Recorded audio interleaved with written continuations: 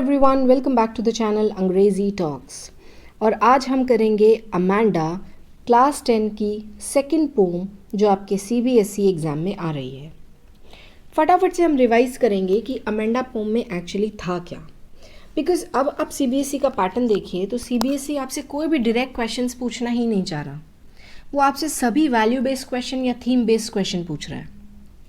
तो फटाफट से अमेंडा को रिवाइज करते हैं।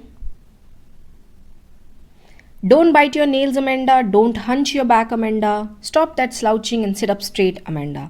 यहाँ पे वो सिंपल सी बात उसको बोल रही है कि आप अपने नेल्स को बाइट मत करिए, शोल्डर्स को हंच करके यानी झुका कर मत बैठिए, जिस तरीके से बच्चा बैठा हुआ आपको दिख रहा है सीधा बैठो, यानी बेसिक पेरेंट्स वाली इंस्ट्रक्शंस। ये जितना भी आपको ब्रैकेट में दिखेगा ये उसकी इमेजिनेशन है। वो इमेजिनेशन कर रही है। एमरल्ड मतलब वो ग्रीन कलर की नदी है और मैं अकेली मरमेड हूँ उसमें, और मुझे जैसे रहना मैं उसके अंदर रह सकती हूँ। बेसिकली वो क्या डिमांड कर रही है? अकेले रहना। बात पेरेंट्स की नहीं, उसको कोई भी नहीं चाहिए जो उसको इंस्ट्रक्शन दे, तो वो चाहती है कि वो हमेशा अकेली रहे और जैसा वो करना चाहती है, जब वो करना चाहती है वो करे। उससे फिर पूछा जाता है कि क्या तुमने अपना होमवर्क किया, क्या तुमने अपना रूम साफ़ किया, क्या तुमने अपने जूते साफ़ किए। और ये इंस्ट्रक्शंस के बीच में वो दोबारा सोचती है कि हे भगवान, काश मैं अनाथ ही होती, मैं गलियों में घूमती जैसे मुझे घूमना है, मैंने स्लीपर्स भी नहीं पहने होते और वो सब डस्ट जो है वो मेरे पैरों पे लगी होती। ये लाइन बहुत इंपॉर्टेंट है। आप इसको बहुत आसानी से बहुत अच्छे से अपने आंसर्स में यूज़ कर सकते हैं, क्योंकि जितना बुक का रेफरेंस लेंगे उतनी अच्छी बात है। साइलेंस वो बोलती है कि शांति मेरे लिए गोल्डन है और फ्रीडम मेरे लिए मीठा है, क्योंकि दोनों ही चीज़ें उसके पास नहीं है। उसकी मदर उसे इंस्ट्रक्शन दिए जा रही है तो उसको शांति चाहिए, कोई ना बोले, और उसे वो बाउंडेशन लग रही है कि मुझे ये सब सुनना पड़ रहा है।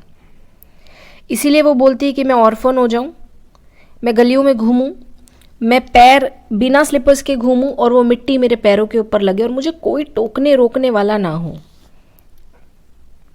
फिर उसे बोलते हैं चॉकलेट नहीं खाया जाए, याद करो कि आपको चॉकलेट से एक्ने होते हैं, मेरी तरफ देखो जब मैं तुमसे बात कर रही हूँ।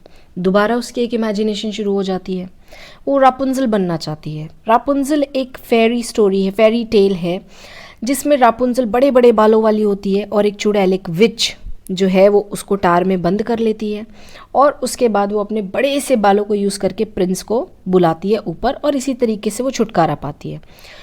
उससे हमें कोई लेना देना नहीं है। यहाँ पे सिर्फ उसने बोला है कि मैं रापुंजल होंगी और मुझे ये भी फ़र्क नहीं पड़ेगा कि मेरे को सारी ज़िंदगी एक ही टार में बिताना पड़ेगा, बट मैं एक चीज़ ऐसी करूँगी जो रापुंजल ने नहीं की थी, मैं अपने बाल किसी प्रिंस के लिए नहीं गिराऊंगी।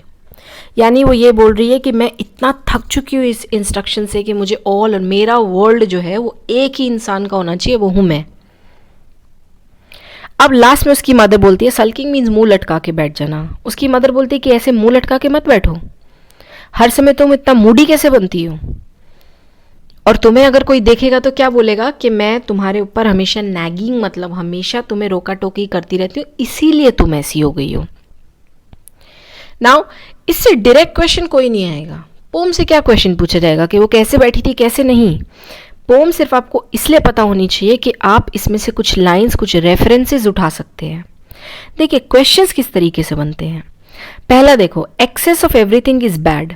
Access of everything is bad का कहने का मतलब ये है कि वो आपको, अब ज़रूरी नहीं है excess of everything is bad आए, जितने भी ईडियम्स, जितने भी प्रोवर्ब्स यानी जितनी भी कहावतें और जितने भी मुहावरे इस लाइन से रिलेटेड आ जाए, इस पोम से रिलेटेड, कि किसी भी चीज़ की अति तो बेकार होती है, तो वो सेम ही एप्लीकेबल होगा इस आंसर पे जैसे ये हो रहा है। एक्सेस ऑफ पेरेंट लव, अब वो क्या कर रही है? एक्स्ट्रा केयर ही कर रही है। एक्सेस नैग करना, पोक करना, बार बार एक ही चीज़ को बोलना, बच्चे को बहुत ही नेगेटिव साइड में लिया जाता है। क्यों? क्योंकि देखो वो अपने आप को अज्यूम कर रही है कि मैं ऑर्फन ही हो जाऊं, और यही आपको अमेंडा के थ्रू बोलना है। देखिए अब स्टार्टिंग कैसे करनी, मैंने आज अब पूरा आंसर, जनरली मैं आंसर पूरा लिखती नहीं हूँ, मैं आपको सिर्फ बताती हूँ कि आपको लिखना क्या है। आज मैंने एक आइडियल आंसर क्यों यहाँ पे लेके आया है, ताकि आपको ये बताया जाए कि आप आंसर को प्रेजेंट कैसे करोगे। देखिए पहले उसने बोला है कि कोई भी ये चीज़ डिनाई नहीं कर सकता कि सबसे पवित्र रोल जो है वो पेरेंट्स, एल्डर्स और टीचर्स का ही होता है हमें डेवलप करने में। अभी तक उसने डायरेक्टली क्वेश्चन की बात नहीं की है। पेरेंट की पर्सनालिटी जो है वो हमारे बिहेवियर में दिखती है। पेरेंट अपनी तरफ से हर वो पॉसिबल चीज़ करता है जो एक बच्चे के कैरेक्टर और हैबिट को शेप करने के लिए यूज़ होनी चाहिए। लेकिन ऐसा करते करते अब यहाँ पे हम अपने मेन आंसर पे आएंगे, यानी उसने फर्स्ट 2 लाइंस किस लिए यूज़ की? जनरल स्टेटमेंट देने के लिए।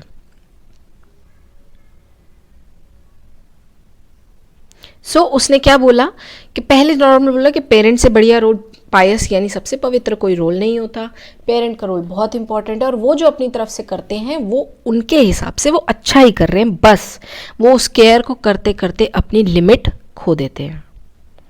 या तो वो ओवर केयरिंग हो जाते हैं, या ओवर एंग्शियस हो जाते हैं, या ओवर प्रोटेक्टेड हो जाते हैं।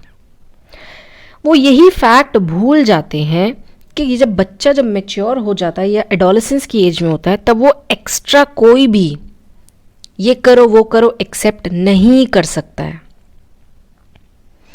इसीलिए उसको हाउ कैन दे एक्सपेक्ट कि एक बच्चे को बिल्कुल ही नहीं पता क्या है।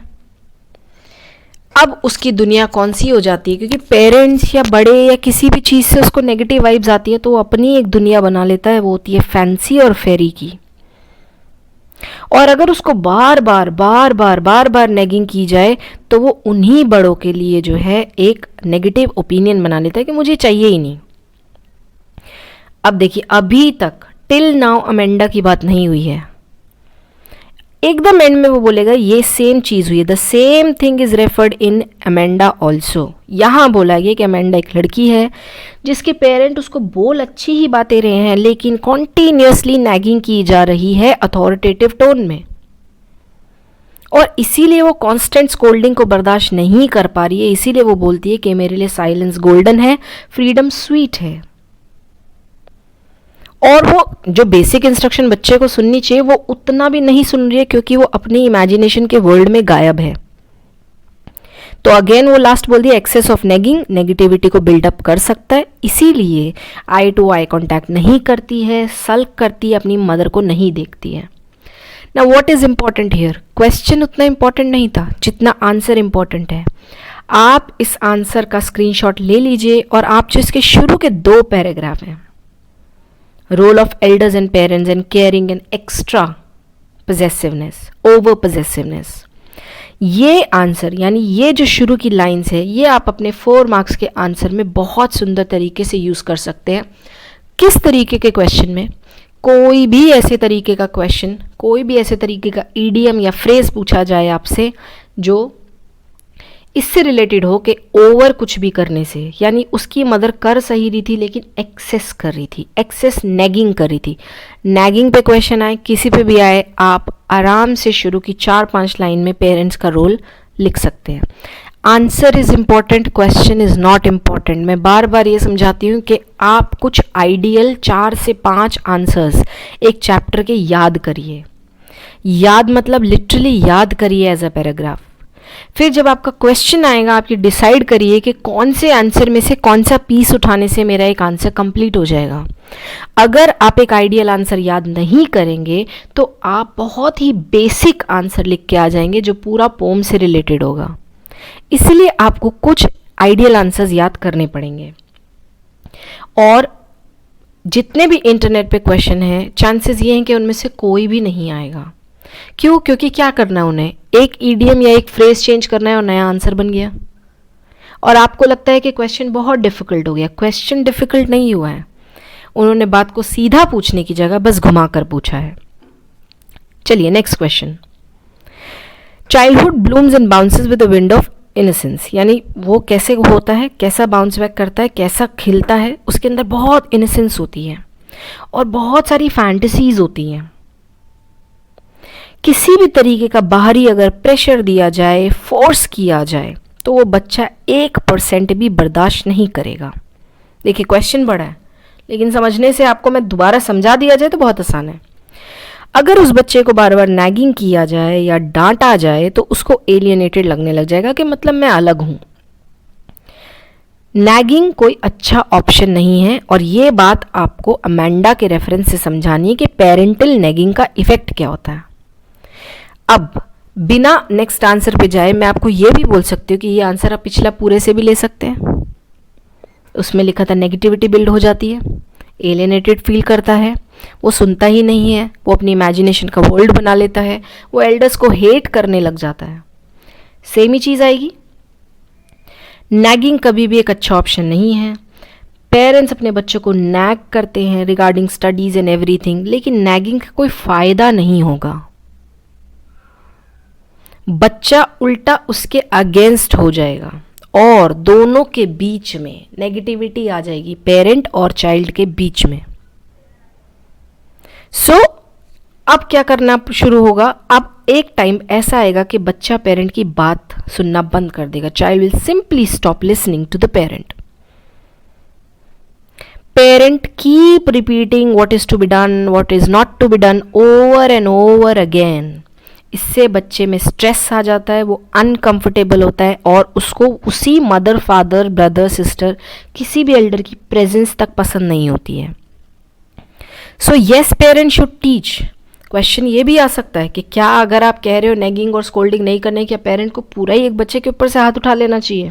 नहीं, they should indulge but they should look from a brighter side और हमेशा पॉजिटिव मोटिवेशन के साथ प्रेज करते हुए काम करवाना चाहिए, उनकी वीकनेस को पॉइंट आउट करके नहीं।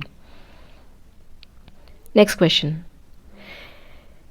If it is a fact that every person including a young child has his or her individuality and personality, it is not necessary that child will see the world according to the direction of the parents.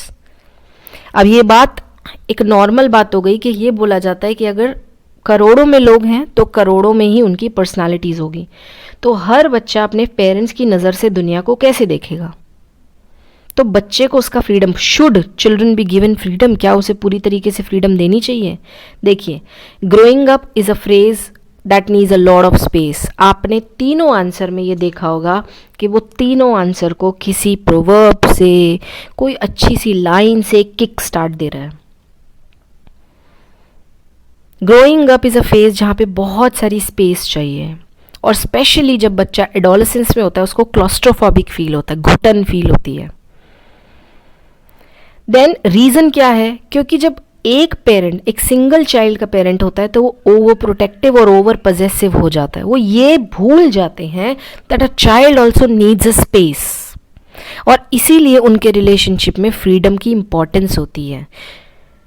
A child should be allowed कि वो hobbies को choose करे, जो उसे सीखने का मन है, जिस स्पीड से सीखने का मन है उस स्पीड से सीखे।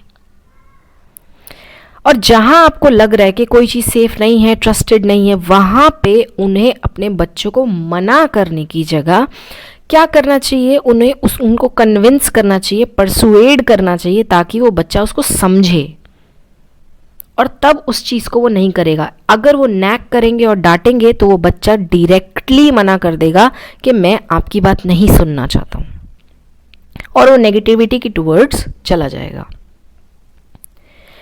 अब ये नॉर्मल क्वेश्चन है, don't bite your nails, don't hunch your shoulders. Amanda के पेरेंट्स ओवर एंक्शियस हैं। चारों क्वेश्चंस में अभी तक over pampering, over nagging, over anxious, यही चीज़ें आ रही हैं, और चारों क्वेश्चन अलग तरीके से पूछे गए हैं। शी ऑफन फाउंड के इंस्ट्रक्शंस जो है वो बहुत ज़्यादा स्टिफलिंग्स हैं। आपको पोम और उसके बेस पे बताना है क्या पेरेंट्स को कंट्रोल करना चाहिए बच्चों को? ऑफकोर्स नहीं करना चाहिए। देखो, अब अगेन उसने फोर्थ आंसर शुरू किया, लेकिन with a different start. Directly answer पे बात 4 मार्क्स में कोई नहीं करेगा, एक लाइन, 2 लाइन आप जरूर देंगे। इट गोज विदाउट सेइंग कि कोई भी बच्चा जो है वो सरवाइव कर ही नहीं सकता अगर पेरेंट्स उसकी केयर ना करे तो। लेकिन कुछ parents over protective, over possessive, over anxious हो जाते हैं। देखिए, इट सेज विदाउट सेइंग कि बच्चा सर्वाइव नहीं कर सकता। मैं चाहती तो ये लाइन दोबारा फर्स्ट आंसर वाली लिखती ही कि पेरेंट्स का role is the most pious role, सबसे पवित्र रोल है, that they do not let their children live in peace. वो उन्हें अलाउ ही नहीं करते हैं कि वो आगे बढ़े और एक्सप्लोर करे खुद से। पेरेंट जो है वो बच्चे का जो इनिशिएटिव लेने का जो कैलिबर है ना, कि वो खुद से आगे बढ़े, वो मार देते हैं, क्योंकि हर स्टेप पे वो खुद ही खड़े होते हैं, हर टाइम वो उनको रेगुलेट, चेक, बॉस करना चाहते हैं। वो अपने बच्चे की कैपेबिलिटीज़ को जज ही नहीं करते हैं। पेरेंट को बच्चे को कंट्रोल करना चाहिए, गाइड भी करना चाहिए, लेकिन इन अ सर्टेन मैनर और एक लिमिट तक। अगर आप इक्विप्ड हैं नॉलेज और कॉन्फिडेंस के साथ, तो वो वर्ल्ड को फेस करेंगे। आपको उनका गाइडिंग हैंड बनना है, यानी आपको राह दिखाने वाला बनना है, डायरेक्शन दिखाने वाला बनना है, रोकने और चलाने वाला नहीं। तो हम क्या हुए? आप लिख सकते हैं दे आर फैसिलिटेटर्स। और जब पेरेंट उनको फ्रीडम देंगे तो कॉन्फिडेंस बढ़ेगा और वो अपनी चीज़ों को अच्छा करेंगे, एंड मोर ओवर उनका रिलेशनशिप अपने ही पेरेंट के साथ स्ट्रांग बिल्ड होगा। So now what am I trying to say from this slide? आपको करना क्या है? देखिए, आपके पास 4 आंसर्स हैं। चारों आंसर्स इनडायरेक्टली एक ही चीज़ की बात कर रहे हैं, लेकिन चारों अलग तरीके से फ्रेम किए हुए हैं। आप एक एक करके इन आंसर पे जाइए, वीडियो को पॉज कीजिए, और जो भी लाइन आपको लगता है आप याद कर सकते हैं, पेरेंट से रिलेटेड, नेगिंग से रिलेटेड, वो लाइन आप लिख लीजिए। लिखना मतलब लिटरली आपको वो लाइन याद करनी है कि जब अमेंडा से रिलेटेड अगर कोई क्वेश्चन आएगा तो मैं इस लाइन को यूटिलाइज करूँगा। कुछ बेसिक 5 से 6 लाइन्स आप ऐसी निकाल के रखिए। चैप्टर का रेफरेंस तो आप दे ही देंगे, लेकिन आप बेसिक कुछ लाइन्स ऐसी निकाल कर रखिए जो आप बहुत स्मार्टली यूज़ कर सकते हैं और आपका आंसर प्रेजेंटेबल लगे। वॉट एवर लाइन जो भी आपको याद होती है वो ही निकालिए, उसको लिखिए और उसको अमेंडा पोम के नाम से लिख कर रखिए कि ये मेरी 5 या 10 लाइन्स है, इनको मैं ब्यूटीफुली फ्रेम करूँगा। आपको ये भी लाइन्स नहीं लिखनी है, आप इससे रिलेटेड कोई प्रोवर्ब्स, कोई कहावत निकाल लीजिए, और अगर उतना टाइम नहीं है तो इन्हीं में से कुछ लाइन्स ले लीजिए। इसका एग्जाम्पल ले लीजिए, पायस रोल वाला ले सकते हैं, होलिस्टिक डेवलपमेंट वाला ले सकते हैं। यहाँ से आप टेंडेंसी टू नैग, ये तो सिंपल है, यहाँ से आप ले सकते हैं कि ग्रोइंग अप एक ऐसा फेज़ है जिसमें बहुत स्पेस की ज़रूरत है, और हर पेरेंट को ये बात समझनी चाहिए, क्योंकि यहाँ पे अमेंडा में यही है। फिर आप यहाँ से ले सकते हैं कि बच्चा जो है अपनी अर्ली ईयर्स ऑफ लाइफ अपने पेरेंट्स के बिना नहीं निकाल सकता, because they are everything. But करके लेकिन आकर क्या हो जाता है वो आपको बताना है। जितना भी आपने क्वेश्चंस देखे वैल्यू बेस्ड क्वेश्चन, एक चीज़ आपने यहाँ पे ज़रूर नोटिस की होगी कि यहाँ पे हो क्या रहा है, यहाँ पे बुक को बहुत कम बोला जा रहा है। वैल्यू बेस्ड क्वेश्चन में बुक का सिर्फ रेफरेंस लिया जाता है, और हमारी मिस्टेक ये होती है कि बुक में यानी पोम के बारे में मुझे जितना पता है हम वो बताना शुरू कर देते हैं।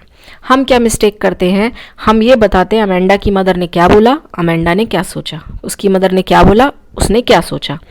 चारों आंसर्स में आपको कहीं भी वो चीज़ नहीं दिखी होगी। रेफरेंस का मतलब ये है कि आप उसका कंक्लूजन निकालिए कि आपको क्या समझ में आया, और जस्ट उसमें एग्जाम्पल दीजिए। पेरेंट्स क्या करते हैं ये बताइए, बच्चा क्या करता है ये बताइए, नेगेटिविटी आ रही है ये बताइए, अपनी इमेजिनेशन वर्ल्ड में चला जाता है ये बताइए, रिलेशनशिप में एक गैप आ रहा है ये बताइए, और फिर एक एग्जाम्पल देखिए बोलिए, एक with the reference to Amanda, like Amanda was also not listening to her mother, she was not making eye to eye contact, she was lost in her imagination. Similarly करके लिखिए, अमेंडा सिर्फ example के लिए use की जाएगी, उसकी mother सिर्फ example के लिए यूज़ की जाएगी। सो हर चैप्टर, हर पोम आपको इसी रेफरेंस से पढ़नी है कि मुझे वो चैप्टर सिर्फ इतना याद करना है कि मुझे जब आंसर लिखने के लिए आए तो मैं उसकी रेफरेंस दे सकूं। बाकी प्योर आपकी नॉलेज है। हर चैप्टर में से, चाहे वो भोली हो, चाहे वो अमेंडा हो, चाहे कोई भी चैप्टर हो, आपको अच्छे से फ्रेम करे हुए 5 से 10 सेंटेंसेस निकालने हैं जो अपने आंसर्स में यूज़ करेंगे, क्योंकि अमेंडा में से या किसी भी चैप्टर में से मैक्सिमम 2 क्वेश्चन आएंगे, और थीम और कैरेक्टर्स में कहीं ना कहीं वो सेंटेंसेस यूज़ हो ही जाएंगे। तो उस तरीके से आप कैरेक्टर और थीम के लिए सेंटेंसेस निकाल कर रखिए और ऐसे प्रैक्टिस करिए, तो कोई भी क्वेश्चन आए, कोई भी इडियम आए, कोई भी फ्रेज आए, उसका मतलब वही निकलेगा जो पोम के अंदर है। पोम से बाहर तो कोई भी क्वेश्चन उसका मतलब नहीं निकाल सकता। तो अगर हमने पोम में से सारी लाइंस का रेफरेंसेस निकाल के अपना एक अच्छा सा सॉलिड 2 आंसर्स रेडी कर रखे हैं, तो उनको मिक्स एंड मैच करके मेरा आंसर आसानी से फ्रेम हो जाएगा। आई होप आपको ये कंसेप्ट, ये आइडिया, आज का पोम और किस तरीके से आंसर को फ्रेम करना हो पसंद आया होगा।